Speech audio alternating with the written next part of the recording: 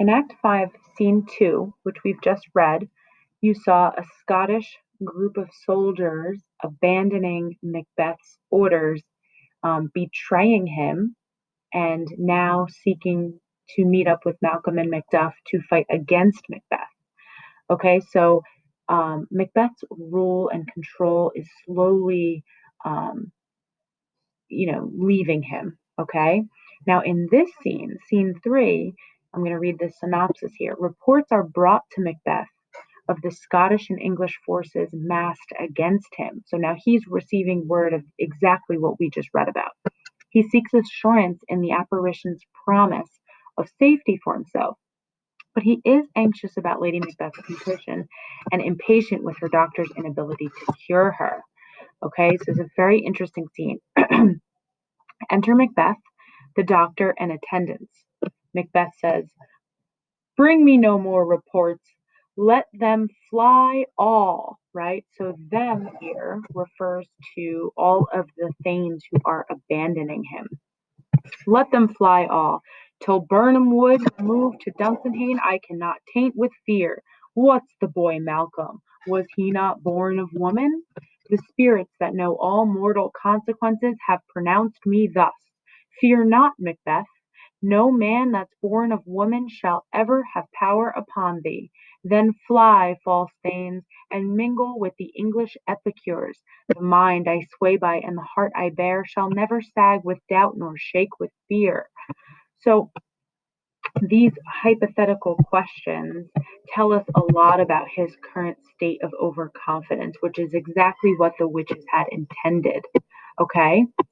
Enter the servant. "The devil damn thee black, thou cream-faced loon. Where goest thou that goose look?" He calls this man that's coming to bring him a message a fool. Okay? And the messenger is presumably scared to report what it is that he is about to report. So you can probably imagine that Macbeth, he's a killing machine at this point, right? Would you want to deliver a negative message to somebody like that? Probably not, right?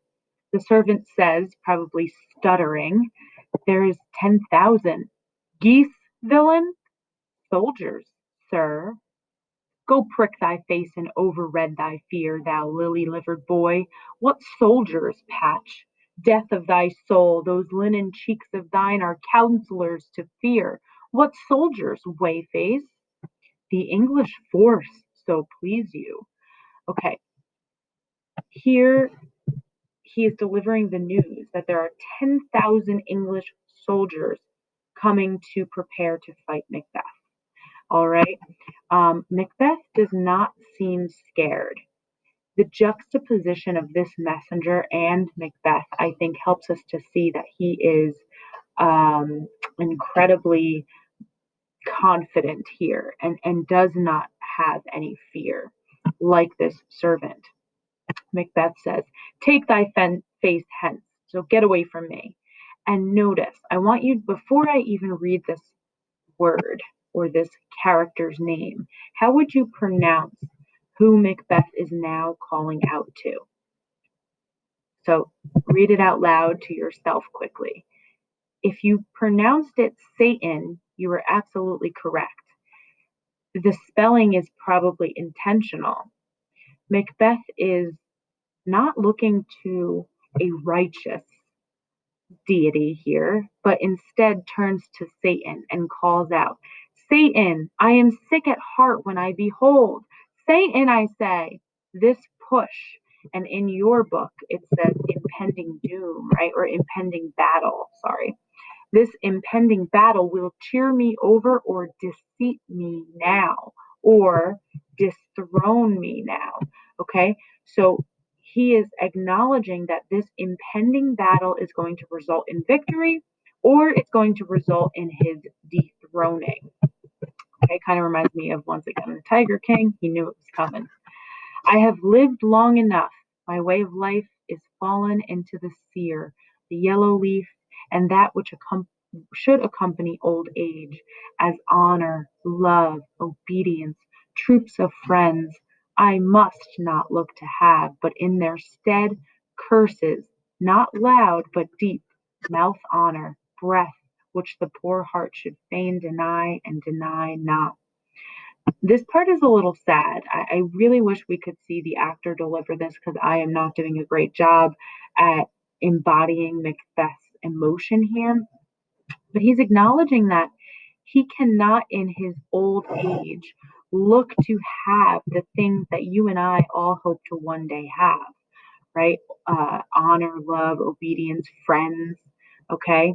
In their stead, he has curses, not loud but deep. And he has people who tell him things, but he cannot believe them. All right. And then he calls out against Satan. And this character, Satan, shows up, this personification of Satan.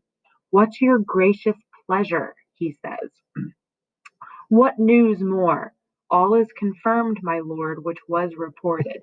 So notice that Macbeth did not really believe the messenger's report, but here Satan is confirming that those reports, and here now Macbeth says, okay then, I'll fight till my bones from my flesh be hacked. Give me my armor. Okay. Now I want you to think back way back when we discussed what is necessary for a text to be a tragedy. Okay. In order for a hero to become a tragic hero, okay, he or she must fight until the end. Think of Willy Loman in Death of a Salesman. That is a man that would not budge, right? It was both it made us both sympathize with him and like him, but it also made us kind of like, what are you doing, buddy? Okay. Same thing with Macbeth here, right? Macbeth is going to fight nobly because of what he's been told and led to believe. And we can't necessarily blame him for that. What are his other options? Satan tells Macbeth, your armor is not needed yet. And Macbeth insists, I'll put it on.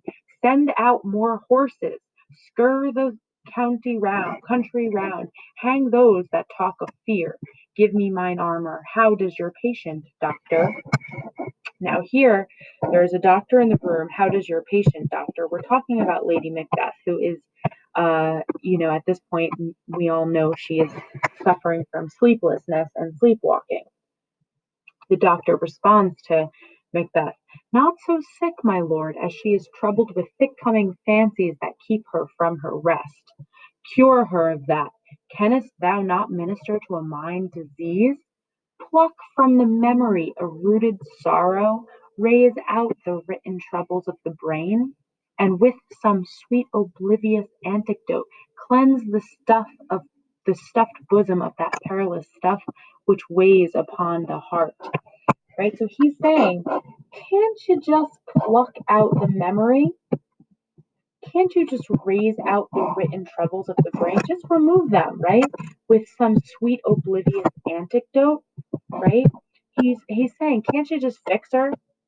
The doctor says, therein the patient must minister to himself. The Macbeth says, throw physic to the dogs. I'll none of it. Come, put mine armor on. Give me my staff. Attendants begin to dress him, right? They're loading him up with all his armor. Macbeth is ready to fight 10,000 English soldiers. There is some nobility in that. There's something noble about that. Satan, send out. Doctor, the thanes fly from me.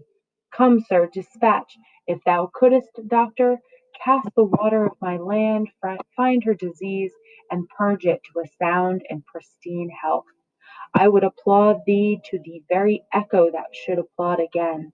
Pull it off, I say. What rhubarb, senna, or purgative drug would scour these English hence? Hearest thou of them? He's asking, okay, what rhubarb, senna, or purgative drug? So what could scour these English hence? Hearest thou of them? Do you have any remedy, right, for this current disease, so to speak? The doctor says, "Ay, my good lord, your royal preparation makes us hear something." Macbeth says, "Bring it after me. I will not be afraid of death and bane till Burnham Forest come to Dunsinane." right? He is not going to give up until the forest comes to Dunsinane. The doctor aside, so Macbeth presumably cannot hear him. Were I from Dunsinane away and clear, profit again should hardly draw me near. So the doctor does not want to be anywhere near this battle that's to take place.